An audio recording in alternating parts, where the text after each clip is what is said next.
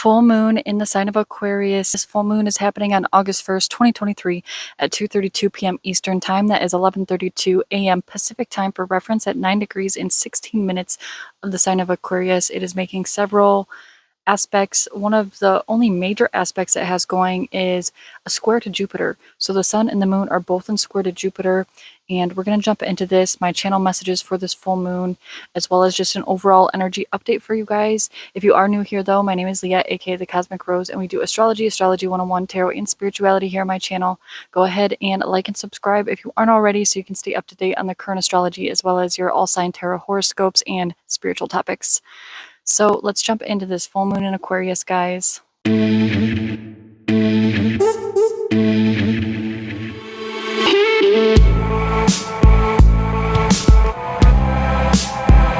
I'm going to start with the channel messages, and I do channel these messages and script them, and I always post them over on my Instagram for you guys to reference, just so you can see what I wrote down when I was channeling them.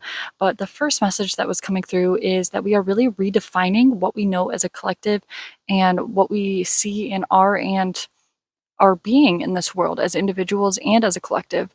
So we're just redefining our structure of what reality is. This is part of the ascension process. I was also getting lots of messages about ascension symptoms, which I will dive further into in just a moment.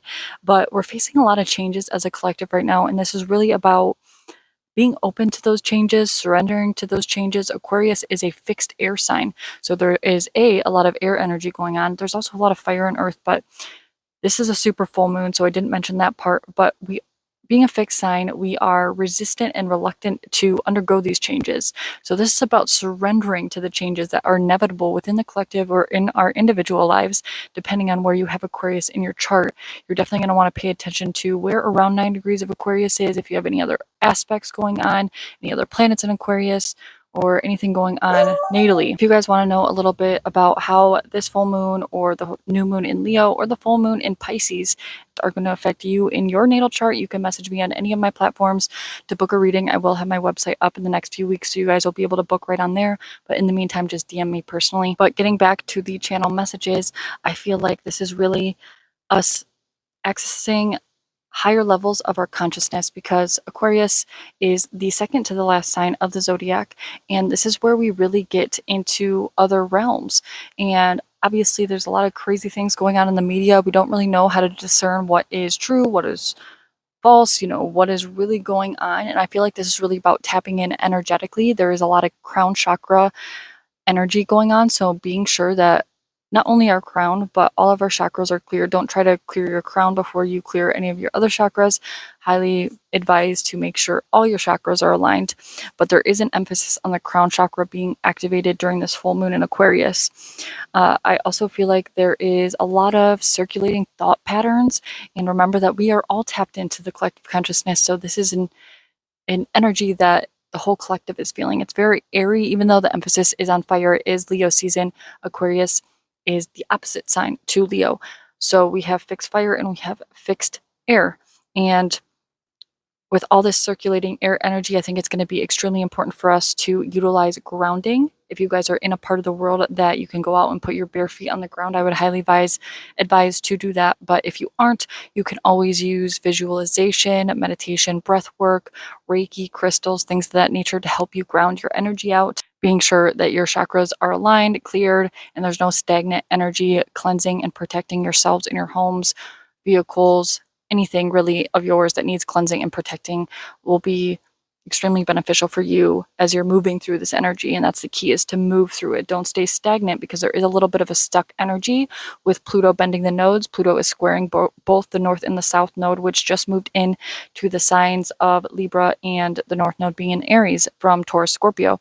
And I feel like there is just a little bit of a stagnant energy, especially with Pluto bending the nodes. And then we also have Jupiter, which is in square to both the sun and the moon. So just being sure that we're really tapped into the correct frequency and not assuming we know all the answers or assuming we know everything, because quite frankly, we might not know anything. And that's kind of the attitude that we need to approach things.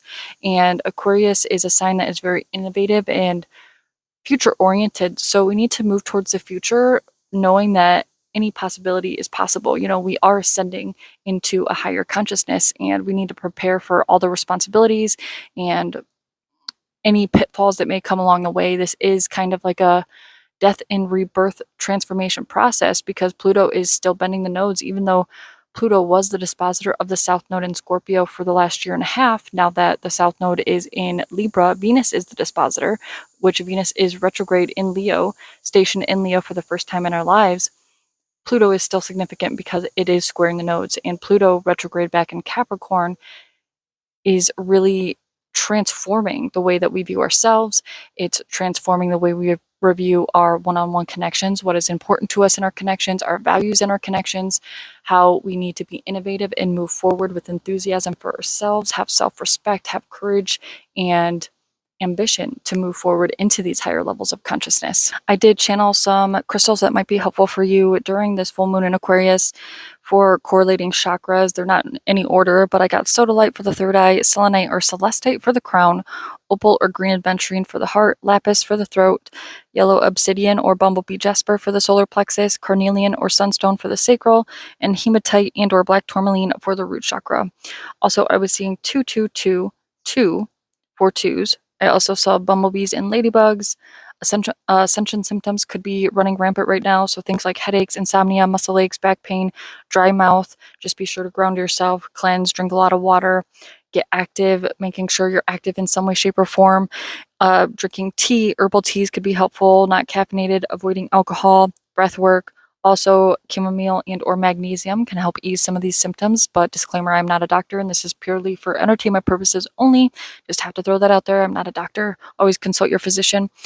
But yeah, this full moon in Aquarius is the next level up, and this is really tapping into a higher frequency and just going with the flow, surrendering to the changes around us, and being open to the possibility of anything, because anything is possible. Quite frankly, we are transforming and ascending. So just be open to that, be open to all the wonderful possibilities. I actually really like this energy a lot, and my love goes out to all of you. I hope you have a lovely full moon, and if you want to book a private reading with me, you can message me on any platform and we can set that up for you. But I will see you guys in the next one. Love you.